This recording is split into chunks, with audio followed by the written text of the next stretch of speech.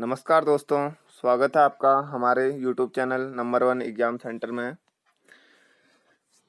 तो दोस्तों, अभी तक आपने चैनल को सब्सक्राइब नहीं किया है तो प्लीज़ सब्सक्राइब कीजिए और बेल आइकन को प्रेस कीजिए। तो आज हम लेके आए हैं आपके लिए मानव शरीर से ही और कुछ अन्य बायोलॉजी के क्वेश्चन एंड आंसर्स। तो आइए डिस्कस करते हैं 30+ most important question and answers with detail, जो आपके एग्ज़ाम्स के लिए बहुत ही महत्वपूर्ण हैं। तो आइए शुरू करते हैं दोस्तों। नंबर 1, पहला क्वेश्चन है दोस्तों, किडनी की लंबाई कितनी होती है? तो आंसर है दोस्तों, आज सीधे सीधे मैं बिना ऑप्शन के लाया हूँ आपके लिए वन लाइनर। तो आंसर है दोस्तों 4 से 5 इंच, क्योंकि दोस्तों उसमें टाइम बहुत ख़त्म होता है। टाइम हमारा बहुत ज़्यादा जाता है ऑप्शंस में, तो मैं वन लाइनर लाया हूँ आपके लिए आज। तो आइए इन्हें डिस्कस करते हैं आराम से, अच्छे से। तो दोस्तों ये है किडनी, ये जो डायग्राम आपको दिख रहा है ये है किडनी का। और किडनी के पास में ये डायग्राम है दोस्तों, ये जो डायग्राम आप देख रहे हैं ये है नेफ्रॉन। अब नेफ्रॉन क्या होता है दोस्तों, कल हमने बताया था कि नेफ्रॉन किडनी की एक प्रमुख इकाई होती है। मानव शरीर की जो किडनी है उसकी एक प्रमुख इकाई है नेफ्रॉन। तो नेफ्रॉन होता क्या है दोस्तों, तो नेफ्रॉन बहुत सारी नलिकाओं का, यानी कि पतली पतली ट्यूब्स का एक समूह होता है दोस्तों। देखिए नेफ्रॉन, नेक्स्ट क्वेश्चन है, नेफ्रॉन क्या है? प्रत्येक वृक्क से निकलने वाली लगभग 1,30,000 सूक्ष्म नलिकाएं हैं। समझ में आ रहा दोस्तों?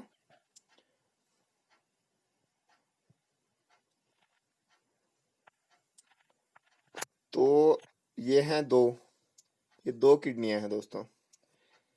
तो प्रत्येक में से 1,30,000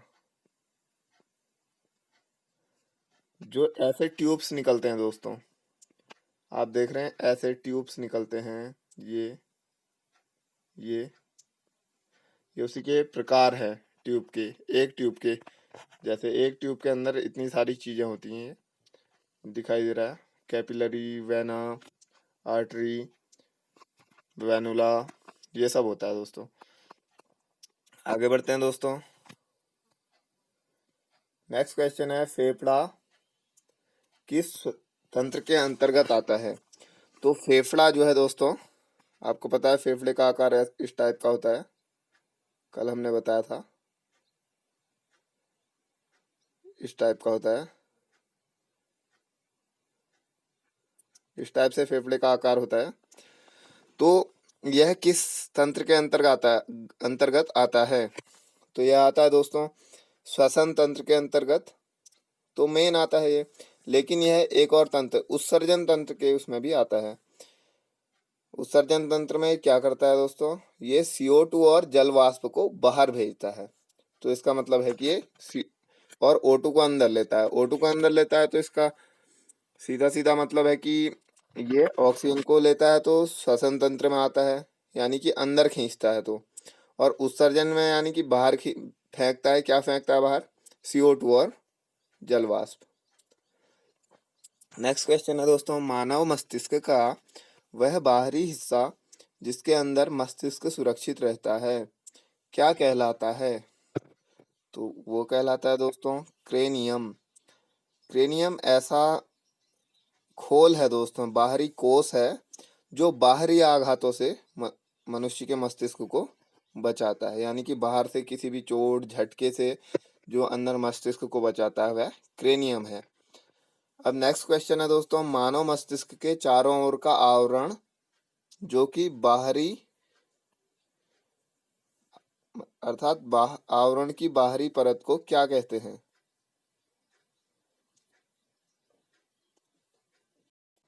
तो दोस्तों मानव मस्तिष्क के चारों ओर आवरण की बाहरी परत को क्या कहते हैं? तो इसे कहते हैं दोस्तों ड्यूरामेटर, जो कोमल मस्तिष्क को बाहरी आघातों से बचाता है, यानी कि ये एक झिल्ली की तरह कार्य करता है उस कोष के अंदर होता है, क्रेनियम के अंदर होता है ये। ठीक है, नेक्स्ट क्वेश्चन है, मानव मस्तिष्क का सबसे बड़ा भाग है। तो मानव मस्तिष्क का सबसे बड़ा भाग कौन सा है? प्रमस्तिष्क यानी कि सेरेब्रम। इसमें देखिए दोस्तों, सेरेब्रम, जो ये वाला भाग देख रहे हैं आप, ये वाला, ये येलो कलर का जो भाग है यहाँ से लेकर ये सब, ये आता है सेरेब्रम में। ठीक है दोस्तों, तो इसी में समझाते हैं हम आपको। और हाइपोथैलेमस है ये है हाइपोथैलेमस। यहाँ पर हाइपोथैलेमस क्या होता है दोस्तों? हाइपोथैलेमस होता है आपका ताप नियंत्रक, हमारे शरीर का ताप नियंत्रक केंद्र है हाइपोथैलेमस। और पिट्यूटरी ग्लैंड, ये है पिट्यूटरी ग्लैंड जो हमने बताई थी शरीर की, जिसे मास्टर ग्लैंड भी बोलते हैं। और यह है मेडुला। यहाँ आते हैं सेरिबेलम, यह है सेरिबेलम जो कि हमारे शरीर को नियंत्रण करना, इसका काम होता है नियंत्रण करना। ठीक है दोस्तों, तो ब्रेन स्टीम, ये सब चीज़ें हैं। नेक्स्ट क्वेश्चन है दोस्तों, मानव मस्तिष्क में नियंत्रण का केंद्र है, जो नियंत्रण करता है, बैलेंस बनाता है शरीर का, वो क्या है दोस्तों? सेरिबेलम यानी कि अनुमस्तिष्क। ज़्यादातर सेरिबेलम आता है ऑप्शन में। नेक्स्ट क्वेश्चन है, मानव मस्तिष्क में बुद्धि का केंद्र है। तो बुद्धि का केंद्र है दोस्तों सेरेब्रम, यानी कि जो सबसे बड़ा है, मस्तिष्क का पार्ट है सबसे बड़ा। नेक्स्ट क्वेश्चन है दोस्तों, मानव मस्तिष्क का वह द्रव जो उसे बाहरी आघातों से बचाता है, यह है पेरिकार्डियल द्रव। यह मस्तिष्क के बाहर को पूरे बाहरी सतह पर भरा रहता है दोस्तों एक। तो यह बाहरी झटकों से इसे क्या करता है? बचाता है। और उसी शेप में, जैसे झटका आया तो इधर को अगर बाहर की तरफ से, जिस तरफ से आघात है दोस्तों, वहां पर ये द्रव भर जाता है, जिससे आघात मस्तिष्क तक नहीं पहुंच पाता। नेक्स्ट क्वेश्चन है दोस्तों, कड़ी मेहनत या व्यायाम के समय मनुष्य का हृदय कितनी बार धड़क सकता है? तो नॉर्मली तो मनुष्य का हृदय दोस्तों 72 बार धड़कता है। तो कड़ी मेहनत जैसे रनिंग या कुछ काम करते समय, भारी काम करते समय या लेबर वर्क करते समय, उस टाइम पे क्या होता है दोस्तों? 72 से 180 बार तक धड़क सकता है। या जब रक्तचाप हाई हो, बीपी हाई हो, यानी कि हाइपरटेंशन की स्थिति में भी है 180 बार तक धड़क सकता है। स्वस्थ मनुष्य का, नेक्स्ट क्वेश्चन है, स्वस्थ मनुष्य का हृदय विश्राम की अवस्था में कितनी बार धड़कता है? आंसर है 1 मिनट में 72 बार। नेक्स्ट क्वेश्चन है दोस्तों, जब कोई व्यक्ति लगातार उच्च रुधिर दाब से पीड़ित है तो यह अवस्था क्या कहलाती है? तो यह अवस्था कहलाती है दोस्तों हाइपरटेंशन या उच्च रक्तचाप। यानी कि इसमें 150 से 90 तक पहुंच जाता है जो रक्त दाब है। बीपी नॉर्मली होता है आपका 120 से 80 mm पर Hg, तो इसमें पहुंच जाता है आपका 150 से 90 तक। हार्मोन शब्द किस भाषा का शब्द है तथा इसका अर्थ क्या है? दोस्तों बहुत ही अच्छा क्वेश्चन है। तो आंसर है, हार्मोन शब्द ग्रीक भाषा का शब्द है। तो याद रखिए किस भाषा का है? ग्रीक भाषा का। और इसका अर्थ है उत्तेजित करने वाला, यानी कि एक्साइटमेंट को बढ़ाता है जो, या मतलब किसी भी चीज को उत्तेजित कर देता है। जैसे ग्रोथ हार्मोन है, तो आपका ग्रोथ हार्मोन क्या करेगा? हाइट बढ़ाएगा जल्दी जल्दी। ऐसे ही दूसरे हार्मोन है तो वो अपना अपना काम करेंगे। नेक्स्ट क्वेश्चन है, थायरॉक्सिन हार्मोन का क्या काम है, क्या कार्य है? उत्तर है दोस्तों, यह हार्मोन कोशिकीय श्वसन की गति को तीव्र करता है, यानी कि कोशिका की सांस लेने की गति को, यानी कि कोशिका में जो ऑक्सीजन पंप होती है, कोशिकाओं में जो ऑक्सीजन पंप होती है, उसकी गति को बढ़ा देता है। नेक्स्ट क्वेश्चन है दोस्तों, इंसुलिन के अल्पस्राव से कौन सा रोग हो जाता है? तो इंसुलिन के अल्पस्राव से क्या हो जाता है दोस्तों? मधुमेह रोग। जो इसमें शर्करा होती है दोस्तों, जो हमारे शरीर में अनेक पदार्थों से ली गई शर्करा होती है, वह क्या होती है? यूरिन के उससे बाहर निकल जाती है, उसका उपयोग नहीं हो पाता पूरी तरह बॉडी में। तो नेक्स्ट क्वेश्चन है दोस्तों, किस वैज्ञानिक को जीव विज्ञान का जनक कहा जाता है? तो ये कहा जाता है सर ग्रेगर जॉन मेंडल को। नेक्स्ट क्वेश्चन है दोस्तों, मनुष्य में गुणसूत्रों की संख्या कुल कितनी होती है? तो यह होती है 46, यानी कि 23 जोड़े,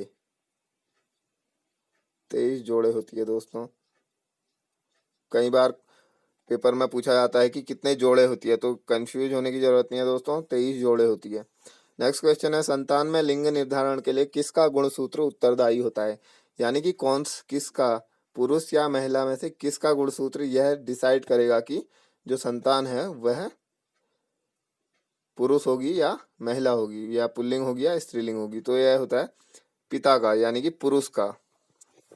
नेक्स्ट क्वेश्चन है दोस्तों, जीवों की वंशागति का सिद्धांत सर्वप्रथम किसने पेश किया? तो यह थे फ्रांसीसी प्रकृति वैज्ञानिक जेबी लेमार्क। नेक्स्ट क्वेश्चन है दोस्तों, बहुत ही अच्छा क्वेश्चन है, पुनरावर्तन का सिद्धांत किस वैज्ञानिक ने दिया? तो यह दिया था दोस्तों अर्नेस्ट हैकल ने। नेक्स्ट क्वेश्चन है दोस्तों, उत्परिवर्तनवाद का सिद्धांत किसने दिया? तो उत्परिवर्तनवाद का सिद्धांत दिया दोस्तों हॉलैंड के पादप शास्त्री ह्यूगो डी ब्रिज ने। जीन शब्द का सर्वप्रथम प्रयोग किसने किया?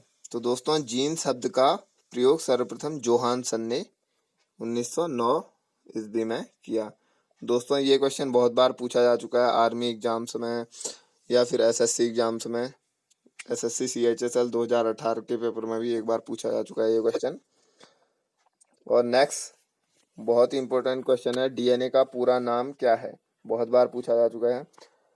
डीएनए का पूरा नाम डीऑक्सी राइबो न्यूक्लिक अम्ल। और यदि दोस्तों यहाँ पे आरएनए का पूरा नाम पूछता, आरएनए, तो उसका नाम है राइबो न्यूक्लिक अम्ल।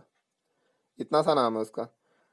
डीऑक्सी यानी कि डी को जब डीएनए का पूछेगा तो डीऑक्सी राइबो न्यूक्लिक अम्ल, और जब आरएनए का पूछेगा तो सिर्फ राइबो न्यूक्लिक अम्ल। ठीक है दोस्तों। नेक्स्ट क्वेश्चन है, हीमोफीलिया क्या है?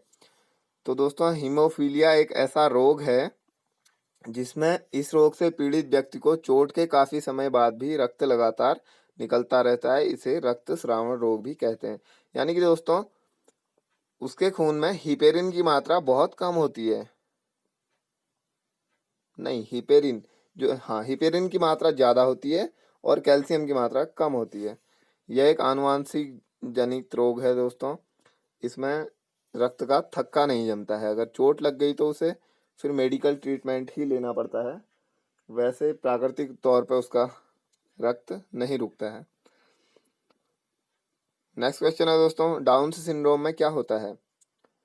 तो इसमें गुणसूत्रों की संख्या दोस्तों 46 की जगह 47 हो जाती है, यानी कि एक ज़्यादा हो जाती है। और इस व्यक्ति से पीड़ित व्यक्ति छोटे कद का होता है, उसमें ग्रोथ हार्मोन अच्छे से स्रावित नहीं हो पाता है और उसकी हाइट डेवलप नहीं हो पाती है, तथा वह मंद बुद्धि होता है, यानी कि उसके दिमाग का यानी कि मस्तिष्क का भी विकास अच्छे से नहीं हो पाता है। नेक्स्ट क्वेश्चन है दोस्तों, कैंसर रोग का प्रमुख कारण क्या है? तो कैंसर रोग कैसे होता है दोस्तों? अनियमित ऊतक वृद्धि, यानी कि बहुत सारी कोशिकाएं या ऊतक, कोशिकाओं से मिलकर ऊतक बने हैं दोस्तों। तो ऊतक, कोशिकाओं के समूह को ऊतक कहते हैं। तो ऊतक बहुत ज्यादा मात्रा में हो जाते हैं। बहुत ज्यादा मात्रा में अगर ऊतक हो जाएंगे तो क्या हो जाएगा, ग्लैंड्स बन जाएंगी, जगह जगह गांठें टाइप से बन जाएंगी दोस्तों। तो वो कैंसर का कारण बनता है। नेक्स्ट क्वेश्चन है, बैक्टीरिया जनित रोग कौन कौन से हैं? तो दोस्तों इसमें है टाइफाइड, तपेदिक, यानी कि टाइफाइड में आपको पता है बुखार आता है, खांसी जुकाम होता है। तपेदिक रोग में इसमें भी बदन दर्द और बुखार होता है। हैजा में आपको पता है पेट से संबंधित रोग है हैजा। और डिप्थीरिया गले में झिल्ली टाइप से बन जाती है, उसमें सांस लेने में तकलीफ होती है। टिटनेस आपको पता है कहीं पे कट जाता है या चोट लग जाती है।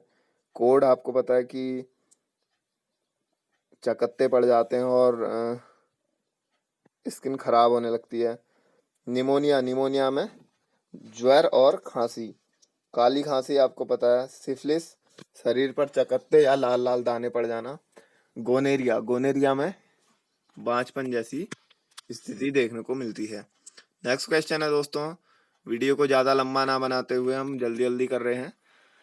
वायरस जनित रोग कौन से हैं? तो वायरस जनित रोग हैं दोस्तों, जैसे आजकल चला है कोविड-19, कोरोना, एड्स, चेचक। चेचक आपको पता है बदन दर्द की समस्या होती थी और बहुत तीव्र ज्वर आता था। इन्फ्लुएंजा है, पीलिया है, इन्फ्लुएंजा में भी खांसी जुकाम और पीलिया, शरीर के बहुत सारे अंग पीले पड़ जाते हैं और बुखार आता है। डेंगू, डेंगू का भी बुखार आता है, जुकाम जैसी समस्या देखने को मिलती है। रेबीज, रेबीज यानी कि कुत्ते के काटने से होता है दोस्तों, और छोटी माता इत्यादि। बर्ड फ्लू, नेक्स्ट क्वेश्चन है दोस्तों, बर्ड फ्लू रोग का प्रमुख विषाणु है। तो बर्ड फ्लू रोग का विषाणु जो है दोस्तों, बहुत बार क्वेश्चन में पूछा गया है, H5N1। और जो स्वाइन फ्लू होता है दोस्तों, स्वाइन फ्लू का क्या होता है? स्वाइन फ्लू का WHO ने एक नाम रखा है, नाम उस स्वाइन फ्लू को N1H1 वायरस भी बोलते हैं, N1H1। तो ये है, यहाँ पे कंफ्यूज नहीं होइएगा क्योंकि ऑप्शन में आपको N1H1 भी दिख सकता है। तो बर्ड फ्लू में होगा H5N1 और स्वाइन फ्लू में होगा N1H1।